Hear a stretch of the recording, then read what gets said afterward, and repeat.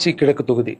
So நிறைய பேர் இடத்துல பார்த்தீங்கன்னா திருச்சி தொகுதியில் லாரன்ஸ் நிற்கிறாரு. நிறைய பேர் அண்ணா நீங்கள் வாங்கண்ணா, நீங்கள் வந்தால் நாங்கள் ஓட் போடுறோண்ணா, வெல்கம்ண்ணா, இதெல்லாம் சொல்கிறீங்க. நான் ஷூட்டிங் போகிற இடத்துல நான் ஏதாவது ஆஃபீஸ் போனால் கூட வாங்க எம்எல்ஏ சார் திருச்சி தொகுதியில் நிற்கிறீங்களா, எல்லாருமே சந்தோஷமாக கூப்பிட்டீங்க, அன்பாக கூப்பிட்டீங்க. உங்கள் அன்புக்கு எல்லாருக்கும் நன்றி.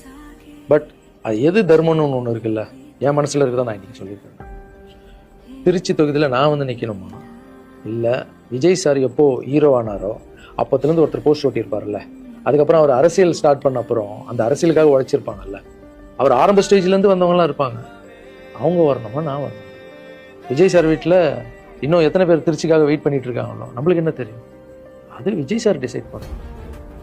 விஜய் சார் யார் நிற்க வைக்கிறாங்களோ யார் வேணாலும் ஜெயிப்பாங்க. ஏன்னா விஜய் சார் முகத்துக்கு தானே ஓட்டு வருது. ஸோ அந்த இடத்துல போய் நான் போய் நிற்கிறதுன்றது அது தர்மமே இல்லைல்ல. யாரோ ஒருத்தர் விதை போடுவாங்க, அங்கே செடி முளைக்கும், அதுக்கு வேலி கட்டுவாங்க, அதை பாதுகாப்பாங்க. ஒரு மரம்